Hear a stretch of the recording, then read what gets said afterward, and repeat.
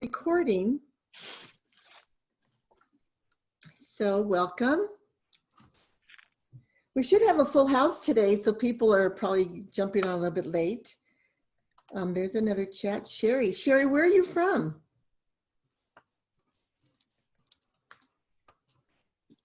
It's so nice to have people from around the world. Okay, so Sherry's from New Jersey. That's wonderful. Welcome. So I'm going to go ahead and start. I'm going to share my screen, and I want to be sensitive to the time. You guys are so prompt to get in right on time. And I've learned from experience that whoever is meant to be here will be here. So I never discount smaller groups. So welcome to Slam Dunking Dyslexia. If you wouldn't mind putting in the chat where you heard about the webinar. Was it from social media? Was it from, Facebook, Instagram? If you wouldn't mind putting that in the chat. And then I have a question for you. How would your life be different today if you couldn't read?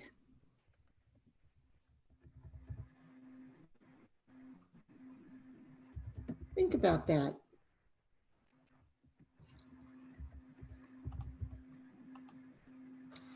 So just a little bit about me. I am president of Step by Step Dyslexia Solutions. We're a nonprofit organization. I am now a national speaker and teacher trainer because of COVID. I never thought I would be going nationally this soon, but I'm an author, an app developer, and a curriculum writer. I was an adjunct professor at Azusa Pacific University, which is a very popular Christian university here in California. I have 2 earned master's degrees, 1 in special ed, 1 in general ed, and 2 current California teaching credentials. 21 years in education, 10 years as a classroom teacher, and I have taught kinder through high school.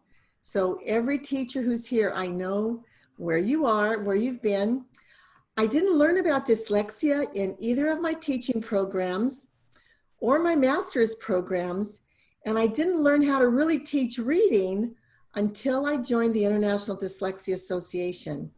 One of my professors at the university recommended I join the International Dyslexia Association, and they are international. I'm on the board of the Tri-County branch, which is here in California, and I learned about dyslexia. I knew there was something I was seeing all around me. I didn't know what it was. Smart, intelligent children who just couldn't read or write. They would carry on great conversations with me, but the minute they had to write, they struggled, and they struggled with reading, and I just couldn't wrap my head around it. And I remember being a room mom for my own kids when they were in kinder and first grade. And their teachers had learned Spalding, which was an Orton Gillingham curriculum, so new to me, and it was like a foreign language.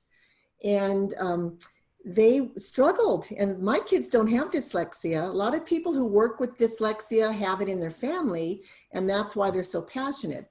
But I was compassionate for my kids' friends who couldn't read. And my kids were successful, but they struggled with reading, and my daughter had to stay after school 3 days a week with her teacher and a couple other students. My son had to go to summer school between 1st and 2nd grade because his teacher was afraid if he entered 2nd grade not reading fluently at grade level, he was going to struggle. And how true that is. And I realized that if teachers aren't adequately trained to work with dyslexic children, they could really set those students on a wrong trajectory. So that got me on my path. How come I'm in annotate and I don't want to be? That got me on my path to get more information about dyslexia. So I want you to meet my family. My husband and I have been married 31 years, and we're very blessed to have that to our credit. And we have 3 children. Our daughter, Laura, just got married last November at one of the beautiful wineries here in California. And she's a blended family as we are. And so she has little 7-year-old Luke. And then my 2 sons are both engineers. And we're a very close family. So I want to welcome you. I want to thank you for following the passion in your heart to learn more about dyslexia. I equip heroic teachers with an effective literacy program to remediate dyslexia so we can close the achievement gap, stop the school to prison pipeline, and prepare kids for success in school and in life. As I've said, I'm Dr. Marianne Cintron. I've been an educator for 21 years and a classroom teacher for 10. I'm very concerned if kids aren't reading at grade level by 4th grade, they're at risk of dropping out of high school and going to prison. Every child has a right to read, and I'm here to help you help the children. Welcome those of you who are coming in. So 65.9% of students fail to reach grade level reading by 4th grade, and they rarely catch up. They're at risk of dropping out of high school, going to prison, and some even committing suicide. And it doesn't have to be that way. The problem is teachers aren't being trained. Maybe some are being trained, but not enough teachers are being trained for the mass of students that we have. 1 in 5 children has dyslexia. There's not enough budget in the school to have additional staff development. So teachers don't even know how to recognize dyslexia. And when they see those struggling students, they don't know what to do to help them. As a result, kids' self-esteem just lowers. They start acting out in bad behavior. They start dropping out of high school, giving parents a lot of resistance for school, and they are going to prison. So the formal definition of dyslexia by the International Dyslexia Association is a specific learning disability that is neurobiological in origin. It's characterized by difficulties with accurate or fluent word recognition and by poor spelling and decoding abilities. More easily said, dyslexia is neurological in origin, which means the brain can be retrained, like we retrain ourselves in a lot of our thinking. So it's more than a learning difference. It's more of a learning difference than a disability, and it affects a student's reading, writing, and speaking. So I use the acronym COPS because when I taught in the middle and high school, we had a COP on campus, and I saw dyslexia all around me, and it wasn't being addressed. So the C stands for crisis. We have a national reading crisis and we have an international crisis, but I'm going to be addressing the national reading crisis. We had assembly bills signed in California. Our assembly bill was signed in October of 2015 by our previous Governor George Brown to assess for dyslexia and provide intervention by the 2017-18 school year. Well, that hasn't been done. We get a report card annually from the National Association of Educational Progress. They said that 8th graders have dropped 3 points and 4th graders have dropped 1 point. Someone said, well, that's not a lot of points. Well, it's in the wrong direction for one. And if you look at these red dots I put here, this is average. And look how far below that average we are as a nation. So I want to ask you a question. Put in the chat with your name, please. How many of you learn better when you see something? How many of you learn better when you hear something? How many of you learn better when you are speaking? How many of you have to have hands-on to learn? Well, that is how we learn in multimodalities. And also, well, what I want to ask you is how many of you ever had a C- in a class that you were so happy to get that C- because you never wanted to see that course again? Go ahead and put in the chat. How many of you ever received a C- in a class where you wish you would have had a higher grade because you struggled because there was a progression to that class. Well, a C- is proficient in our schools. So you can imagine people getting those C- and not really being where they need to be is considered proficient. So that's the stem of our crisis, because dyslexia is not being addressed and these students are being moved ahead when they shouldn't be.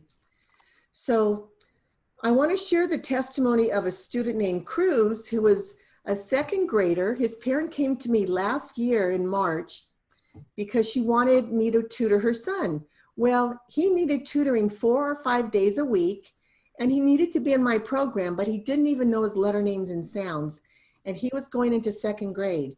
I ended up advocating for her. She was a homeschool mom at a charter school, and I advocated for her son to get paid to have the tuition paid for 4 or 5 days a week. So we had that written into his IEP. And then from March to July, I trained a tutor to help him with his letter names and sounds, which he didn't even know. And then in July, he started our reading program. It's called Step by Step Reading. And we use music with phonics to help the kids read. Well, I'm proud to say that in March of this year, he exited special ed for reading because he's reading at a 4th grade level. He just skyrocketed. Once he knew the grammar rules and was taught explicitly how to read, he did well. And he's comprehending at a 5th grade level. His mom said, I never would have imagined he would be teaching his baby sister the phonics and grammar rules, because he always thought his baby sister, who was in kindergarten, was smarter than him.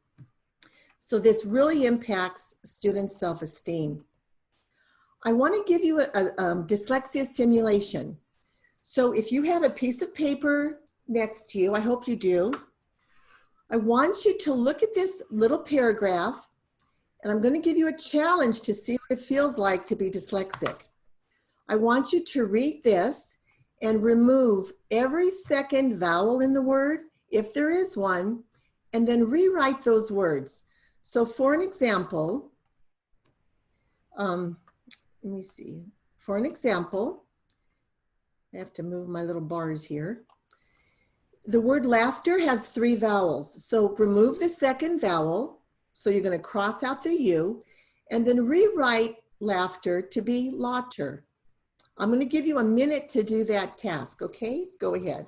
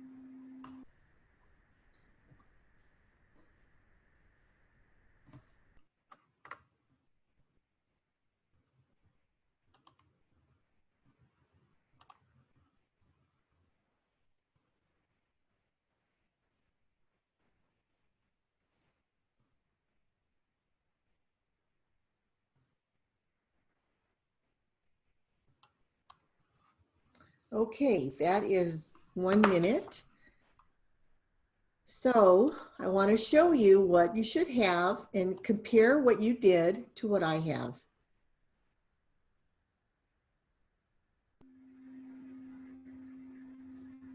So go ahead and put in the chat. Let me know if you thought that was pretty challenging. This is one reason I recommend teachers use highlighters so that you can categorize what the student needs to do. This would be a 2-step process. So you would identify the word first that had multiple vowels, and then you would identify the second vowel, and then you would rewrite. So 2 highlighters would really help students with this task. So true or false? Put in the chat, fourth graders in Los Angeles are reading better than the national average. Be sure you put your name because Zoom is having everybody be Marcella. And when I read the chat, I don't know who you are. Thank you. So this is not true. California fourth graders test far below the national average. In Los Angeles, student scores are the lowest in California. As I've said before, if students aren't reading by fourth grade, they're at risk of dropping out of high school and going to prison. Here's a second simulation. You can imagine why having highlighters would be helpful. So you might have your own strategies to do this, but dyslexic students don't know those strategies. So I want you to change in this paragraph in the orange, every T to a D, and then every E to an I. And this is what it'll look like. Here's an example. The word there, I'm going to change the T to a D and then change the E to an I. And this is what it looks like down here. It looks like an Indian name, Dahiri. Okay, so I'm going to give you a minute to do that task. Go.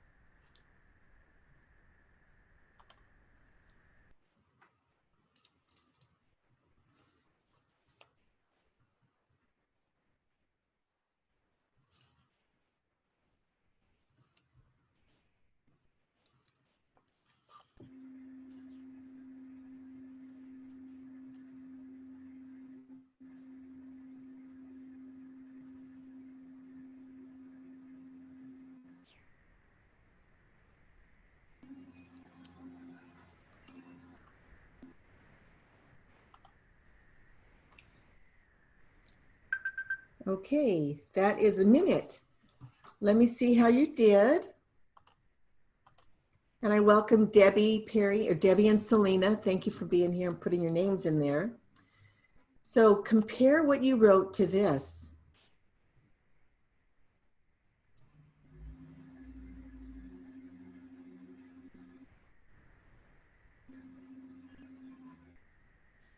So this gives you a real good example of how stressful it is in the brain of a dyslexic child.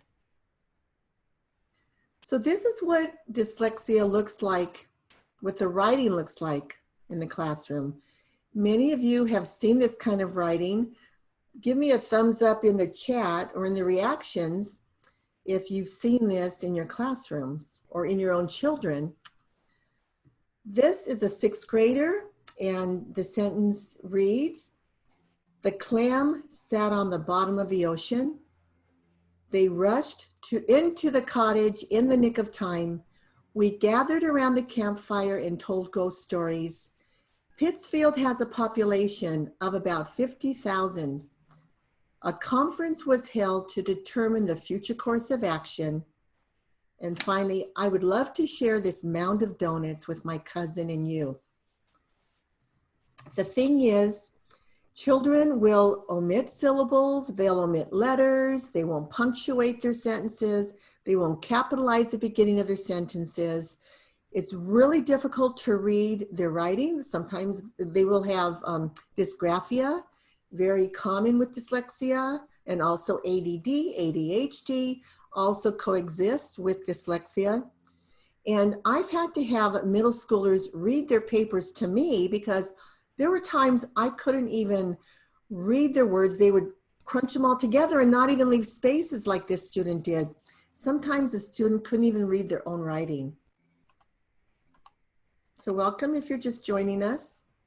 So this is what dyslexia looks like in the workplace.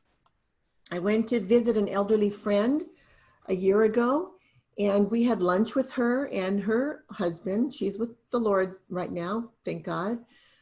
And she doesn't have to go through all this COVID stuff. But I had lunch with her husband and her.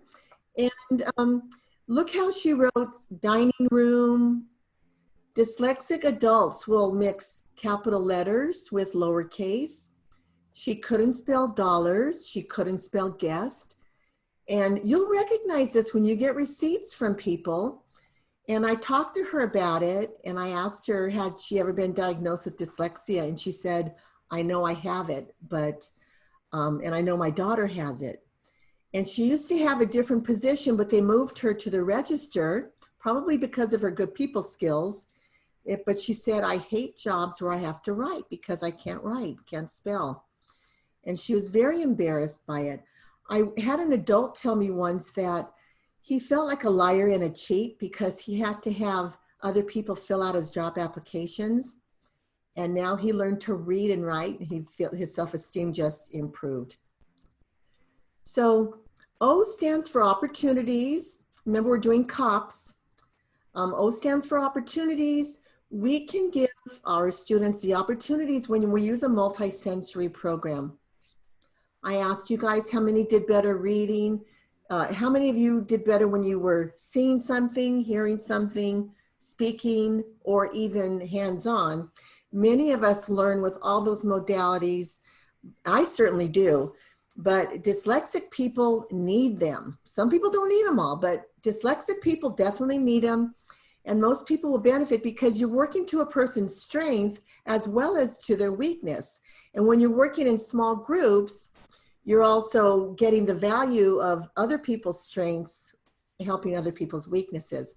So the Orton-Gillingham model has to be structured, systematic, sequential, and cumulative. It builds on previous knowledge.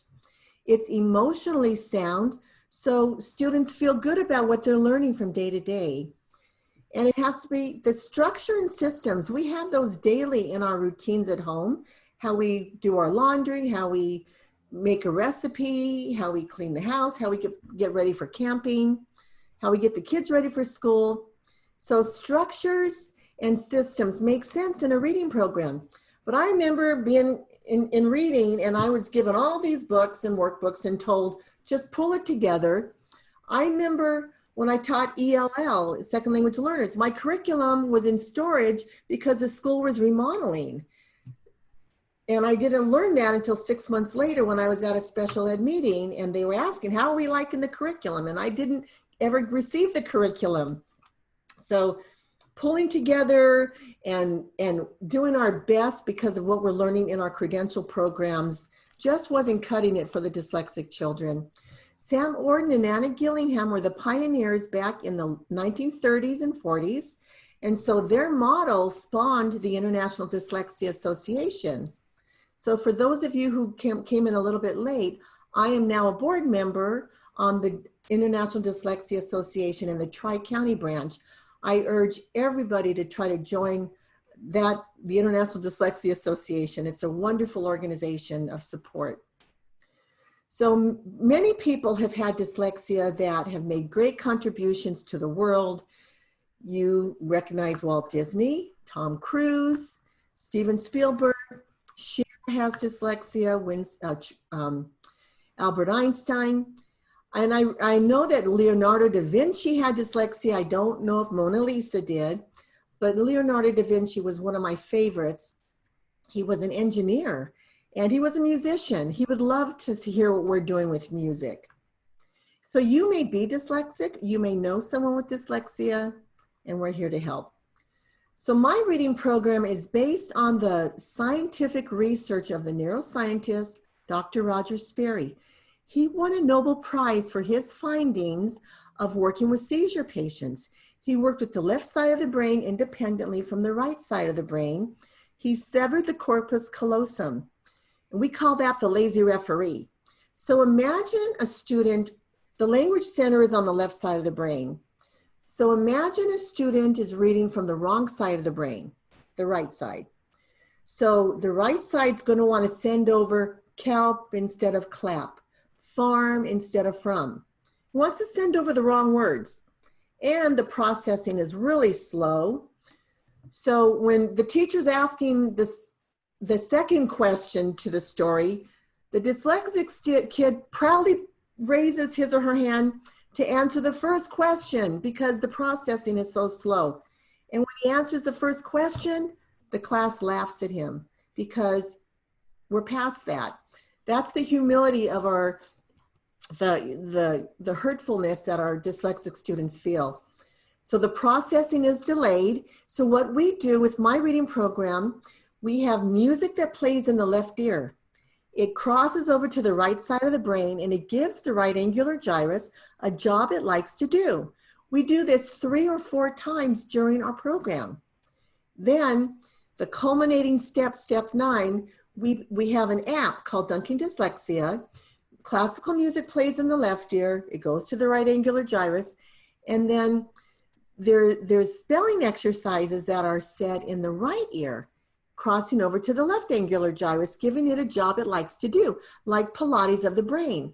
So students are making 1 to 3 year gains with our reading program in reading fluency, vocabulary, and comprehension in only 6 weeks or 30 sessions. So like I said, Roger Sperry won a Nobel Prize for his findings. And he said if educators could ever take his information into the classroom, we would have some positive results with the kids who had dyslexia. Back in his days, dyslexia was called word blindedness. So it's been around a long time. Here is just a picture of the brain. I want you to see these are the jobs of the left side of the brain, and language is there. So is math, science, and logic. On the right side, we have music and creativity. And so many of our dyslexic kids and adults are so strong in creativity and music. They're very good with the arts, with dancing. So true or false, put in the chat if juveniles, 88% of juveniles in the juvenile court system in California are illiterate. That is a true statement. There's a state back east that a friend of mine who teaches criminal justice at the university told me a state back east looked at the illiteracy rate of 3rd graders to determine how many prisons to build. So P stands for prisons. Did you know in California, a prison inmate will cost $42,000. Special ed students bring their districts $26,000.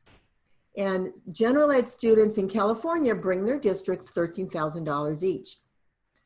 So what people don't know that in special ed, 85% of students in special ed under specific learning disabilities have dyslexia.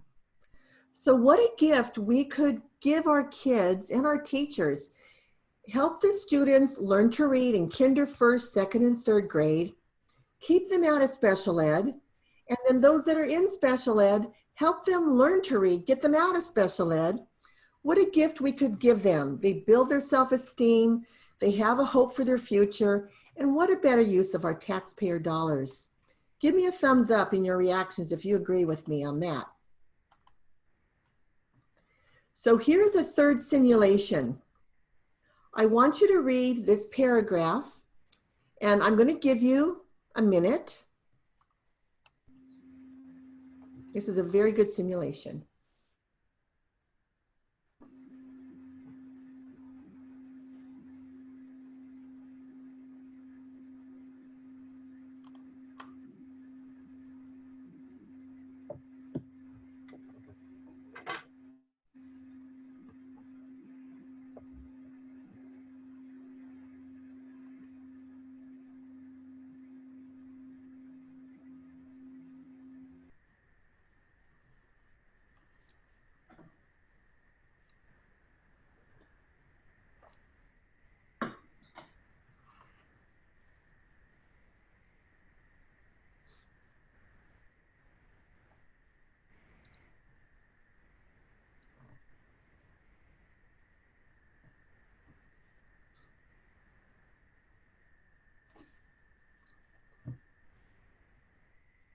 Okay, that's 1 minute. So when I first was given this paragraph to read, I was thinking, oh, very creative, but I didn't really understand it. So now let me give you a title. Describe an experience flying a kite. Okay, and I have a picture for you. Now I want you to read it again. I'm going to give you another minute. Read it again and see how different your experience is.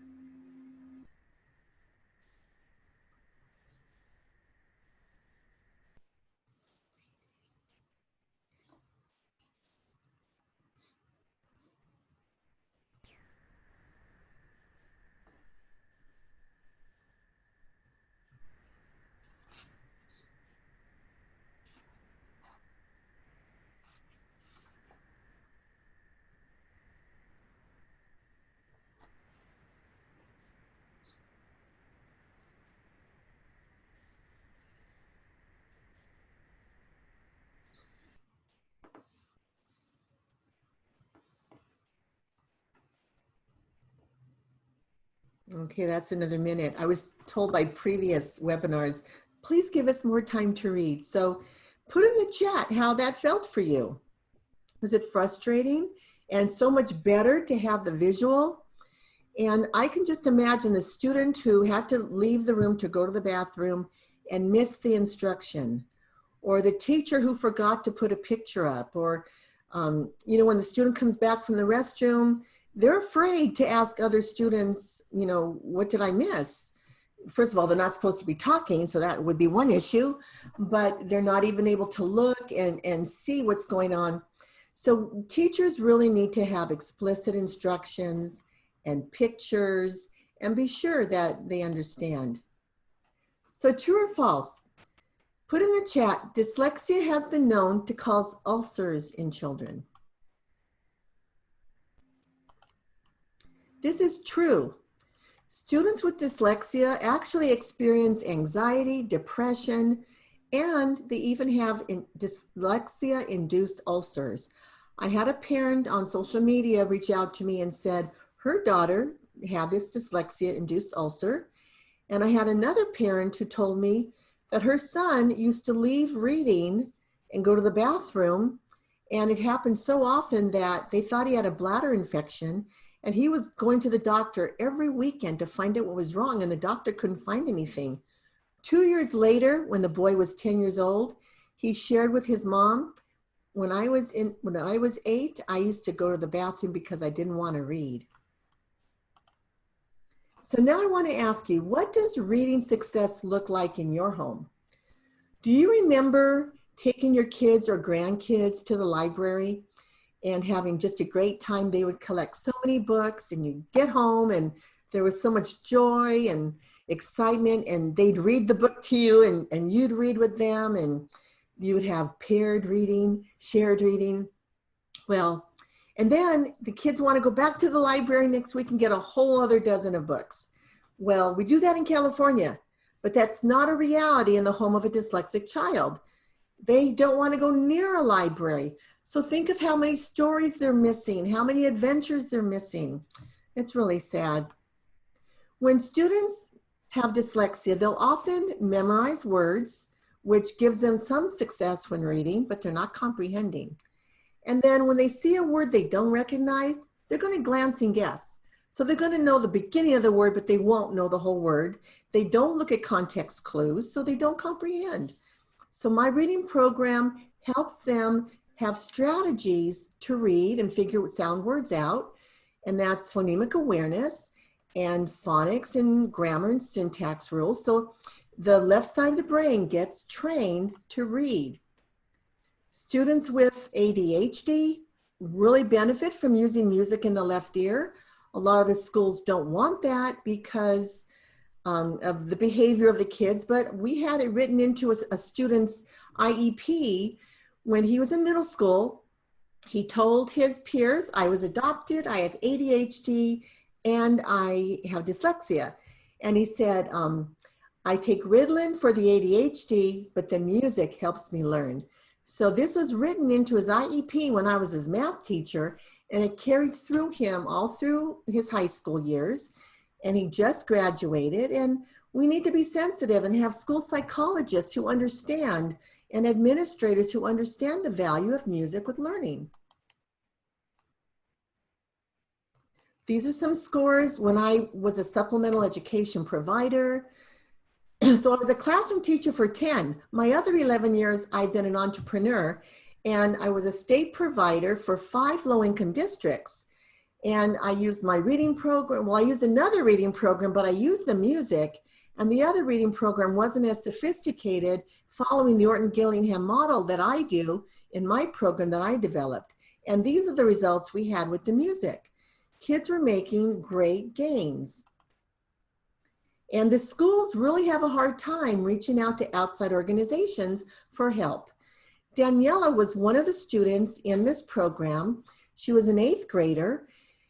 So her mom was in prison, and dyslexia has a genetic component. She was being raised by her grandfather, and he was really concerned that she was following in her mom's footsteps.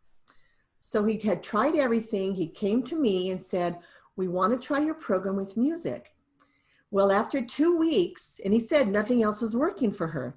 After 2 weeks, he started seeing an improvement in her self-esteem and her behavior. And he said, I'm real excited to see how she's moving along. After 6 weeks, when I post-tested her, she had made 3 years gains in all vocabulary, comprehension, and reading fluency. He started crying. Can you imagine a grandfather crying when you tell him the granddaughter's reading scores? It gives me the chills. He said, "Our home used to be a battlefield. Now she gets along with us. Her self-esteem is so much more improved. She enjoys going to school. She gets along with her peers, so no detentions." And he just said, "This is a miracle. Are you a doctor?" And when he asked me that, it resonated in my spirit, and I really felt God was calling me back to school to get still another degree. That's when I got my doctorate. I wanted to get the research behind me to show that reading with music is going to help the students at an accelerated rate. So it took me 7 years to get my doctorate, and now we have Happy Daniela. So in my doctorate research, I had to do it for 12 weeks because 6 weeks was really unprecedented. Well, I'll tell you, 12 weeks had the same results. So students came into my program in the 10 to 20 percentile range, which is below and far below basic. They were doing return to intervention. And that's a lot of education verbiage if you're not an educator. But half the group who did not use the music still achieved 40%, went up to 40 percentile range. Those who used, which was significant, those who additionally used the music with the phonics achieved the 60 percentile range in only 12 weeks. So imagine if the 70 percentile range is proficient, look how close these kids were getting to be proficient. It's really awesome. So dyslexic children will have a lot of negative self-talk. I've even had teachers tell them, you know, you're not going to amount to much. Don't hang out with that student. And they've been told you're lazy, but they're not. So true or false?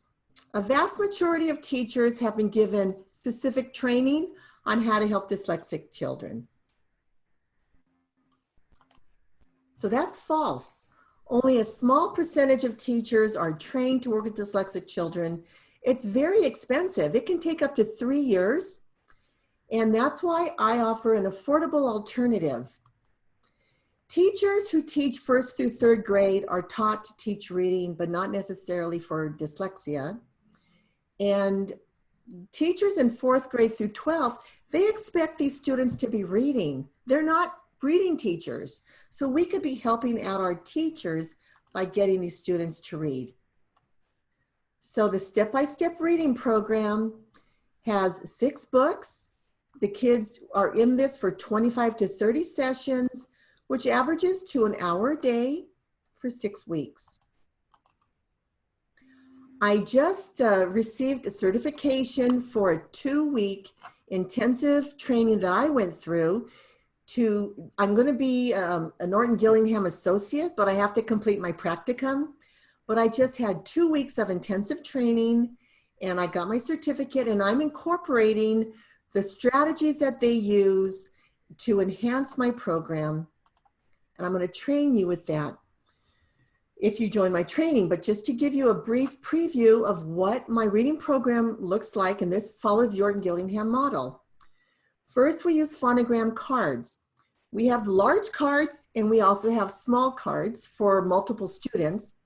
You teach the child the letter name, the picture sound, and then the letter sound. So we would hold this card up and say A, X, A. A, X, A. So they're getting a picture associated with a sound and then the letter name. We have 101 cards and 101 pictures. And as the students learn them, you put them aside and you start introducing vowel teams and consonant blends and the more difficult sounds. Step 2 is a 5-minute step with sound circles, which are really fun. I teach you how to select the words here from the spelling list, and then we do substitutions for the middle and ending sounds, and we create 3 words. How many of us have ever played games where you change one letter and the word just morphs all the way down the chalkboard or the whiteboard? So the sound circles, you pull down a pink for a consonant, orange for a vowel, and you pull down the other pink for, the other consonant. And then, so for example, we would spell Doug. I'll pull down D. I would say Doug, and the student says Doug. And we tap it out, how many sounds? And we go D, G, Doug. So we pull down the sound circle, D. Oops, sorry. We pull down the sound circle, orange, G. And then we point and say to each sound, D, G, Doug. Then Doug becomes bug, and the student repeats it. And then we change the D goes away and the B comes down. Point and say, B-G, bug. Then bug becomes bum. Bug becomes bum. They repeat it. The G goes away and the comes down. Point, and then you change your circles down and you point and say, bum. So when we get into syllables, which is about, our spelling exercises number 5, we start teaching syllables. We'll bring out syllable rectangles, and we'll teach the student how to bring they already know how to bring the sounds down for a CVC word or a closed syllable word. Norton Gillingham calls that the dog syllable. They know how to put those there, push them together, and then they learn syllables. And there's more strategies to teach syllables that I would love to teach you. Step 3 is when we bring out plastic letters. I personally spray paint all the vowels black, and I spray paint the G and the C silver because they have a hard and a soft sound. And I have a real great way to teach that with a slingshot. I teach that the E, the I, and the Y are like the stones, and they shoot the G and the C and make them soft when they follow the C and the G. So we have some really great interactive strategies to teach phonemic awareness. So what we would do with the letters, we'd line up the vowels and we teach them. They know the vowel sounds, at least they know the short A sound, because they should have learned that when they learn letter names and sounds. So now we're going to be teaching the E, I, O, U. When I have them line it up, then I have them move the E to the bottom. So we separate the E and the I. Then we say A, E, A. Then we'll get your scope and sequence will tell you what letters to select. So these are the letters for the first day or 2 or 3 days. The P goes first and the student would say, pa, ap, pa, ep, p, ip, pa, up, pa, up. Then I have a real cool strategy when we teach the C and the G. I will put them in front and see if this front only and see if the student knows to change the sounds. You'd be surprised, some of them know them. And then I teach you in the training how to specifically teach all the different sounds. I love this slide because the P, the B, and the D are always definitely a challenge to dyslexic children. And they have reversals, and you're going to see them do little hand motions to learn. But the way we teach it, we use some texture to help them write it. You can teach them to write it in the air.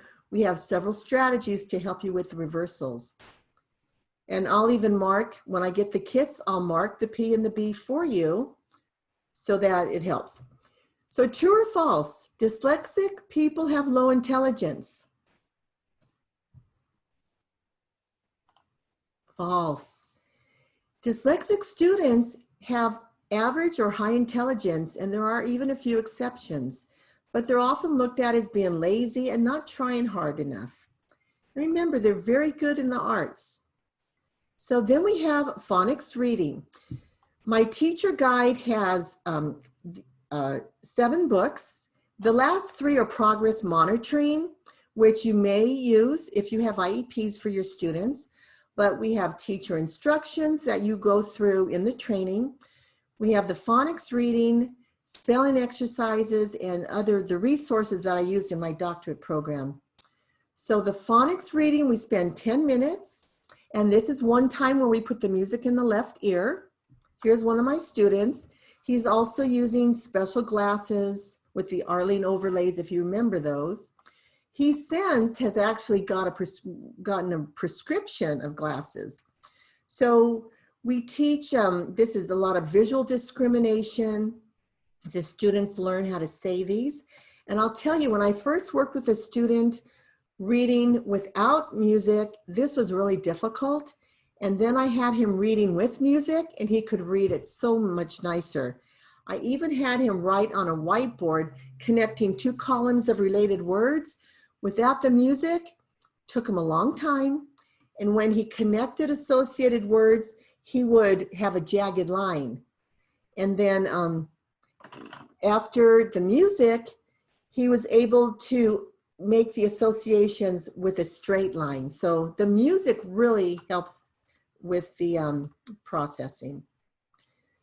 When we teach some of the anagrams, we'll bring out our little cubes, and I teach you how to use the cubes with vowel teams and consonant blends.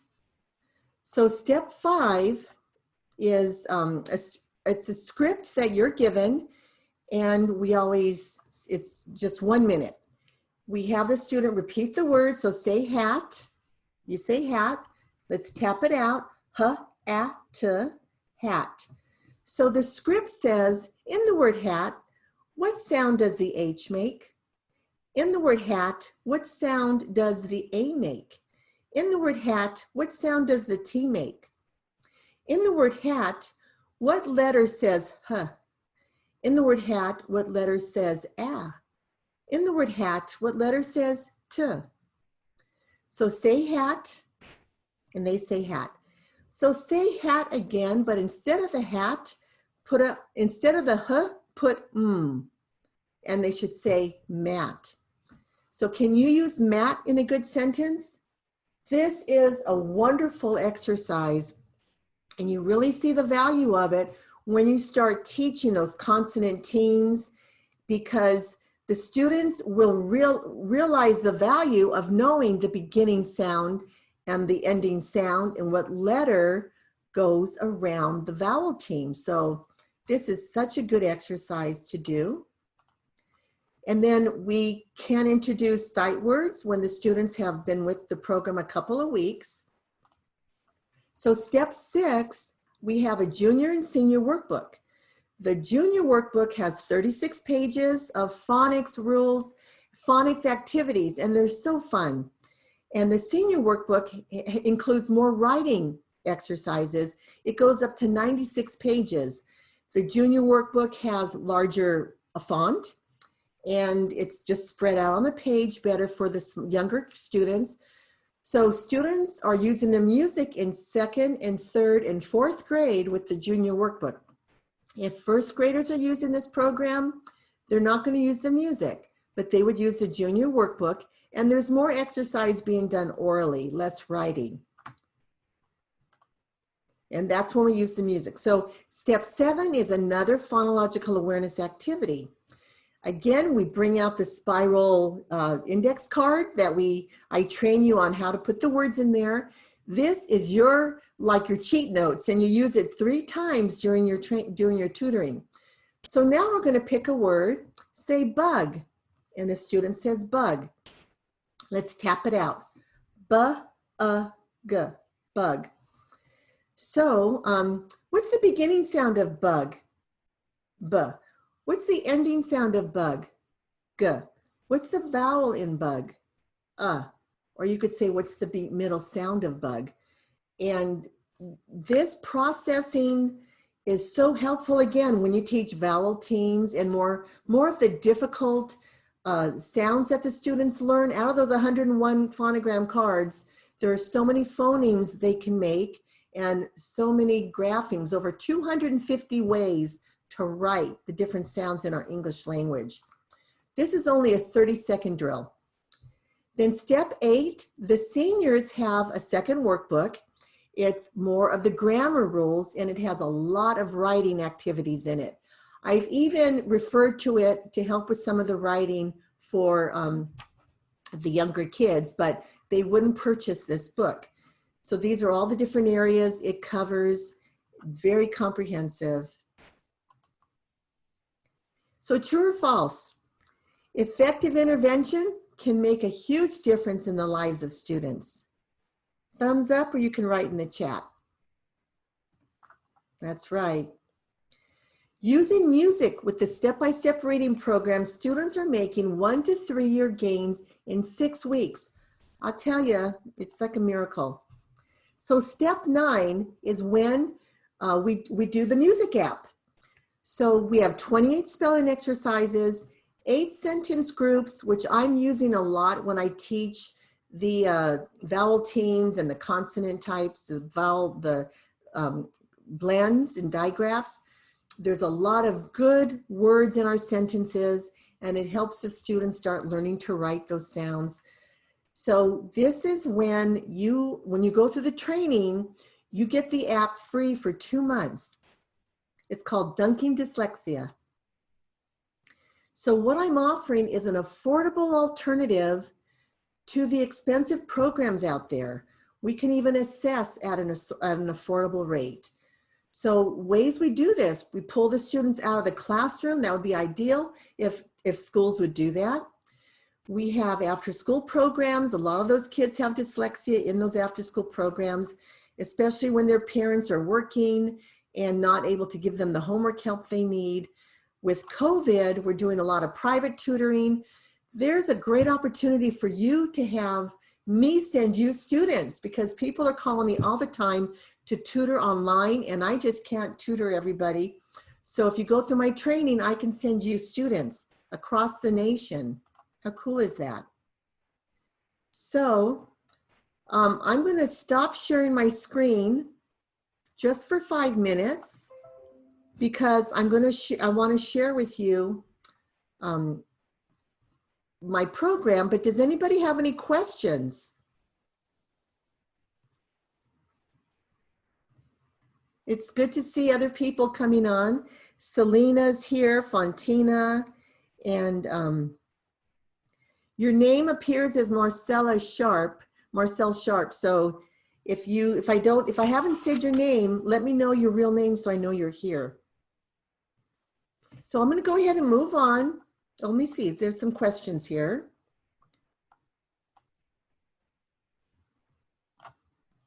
Maybe some questions. We are working with adults as well as children. With COVID, I've actually had an adult who had a new position, and she said she was given a job that requires a lot of numbers and letters. And she wanted me to assess her for dyslexia because she wanted to show her boss she's in the wrong position. So sure enough, she had many symptoms of dyslexia, and hopefully she'll get her position moved. So there's a lot of opportunity. Okay, so I'm going to share my screen. And I'm going to ask you for permission to share my Dyslexia Dismantled training program. Do I have your permission to share? Raise your hand if I can share. Okay. So Dyslexia Dismantled is 2 weekends. You choose the weekend that works for you. There's 2 all-day trainings from 10 to 4 Pacific Standard Time, September 4th and 5th, and September 18th and 19th. So you have some time to pick the dates, but it's limited to 10 people because I offer you a lot of support. So who is this for? I want to be sure I have time for everybody. This is for parents, teachers, paraprofessionals, substitute teachers who don't have work right now, instructional aides, even college students, anybody interested in helping dyslexic students. You're going to learn about the Orton-Gillingham model for teaching dyslexic students. You're going to demonstrate your understanding of structure and the benefit of being systematic. You'll understand and be able to explain my 9-step teaching program with the Orton-Gillingham strategies embedded in that program. You'll understand ways to teach phonological awareness, be able to recognize dyslexia in the classroom. I can even talk to you about how kids can be screened for dyslexia, and you'll be able to describe dyslexia to others. You'll be the champion, the specialist in your area. So you may receive a pay raise with your company with this training. You will be more marketable. You'll be able to work with multiple students. You know, a teacher will impact thousands of lives over their life tenure.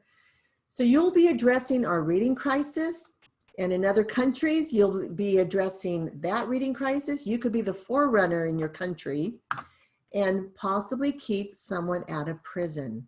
How rewarding is that?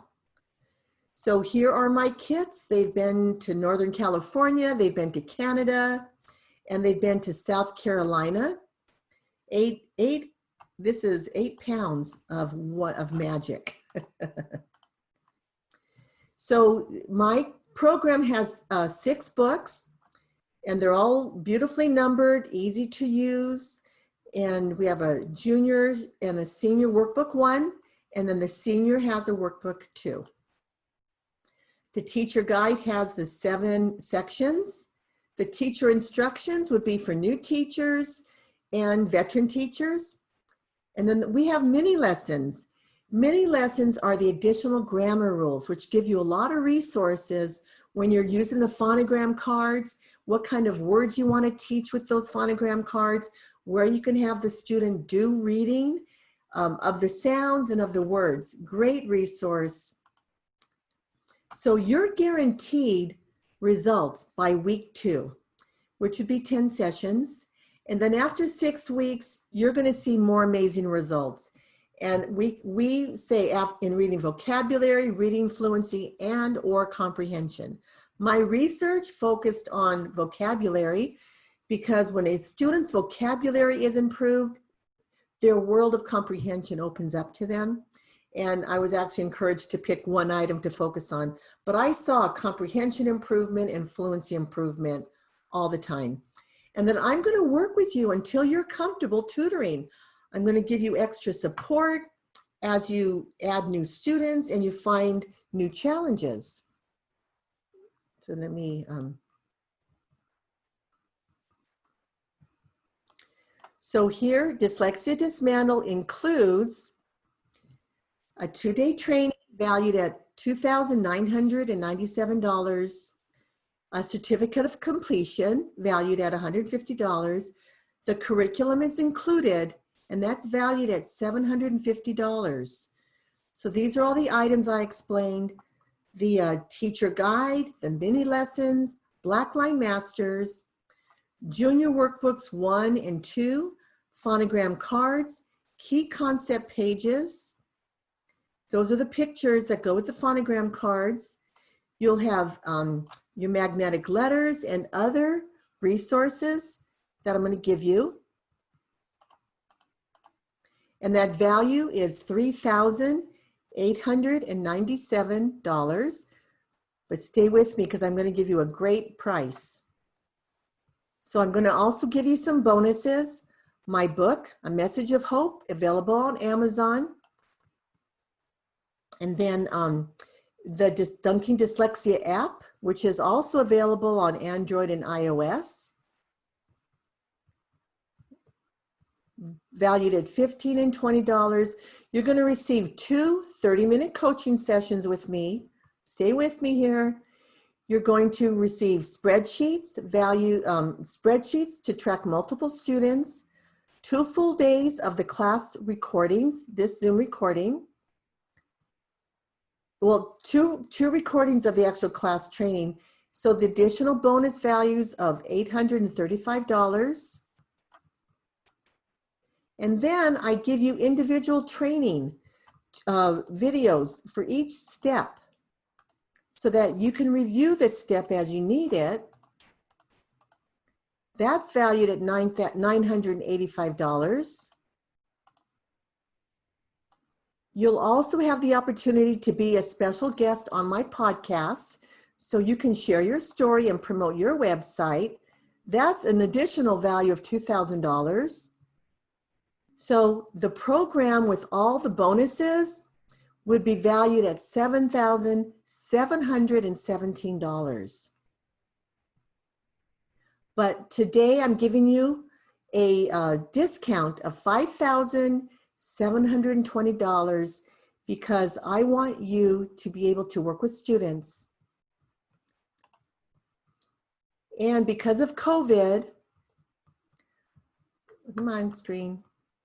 If you sign up within the next 15 minutes, you'll save an additional $1,000, and it's only $997. So this is your tuition to impact thousands of lives. We're going to change communities with this. So you can Venmo me. You can use PayPal or Visa on my website. There's a way to reach out to me. But if you would call me, I'll reserve your spot. So for the next 15 minutes, here is my text. You can text me. And then here are the dates again. And then I have my email down below and my website. Feel free to go to my website. I have lots of testimonies. So I'm offering this special price because of COVID. And remember, once you get trained, I can send you students. Okay. So I want to thank you for being here. I don't want to stop the share until you take a picture of all this with your phone. Feel free to take a picture of that.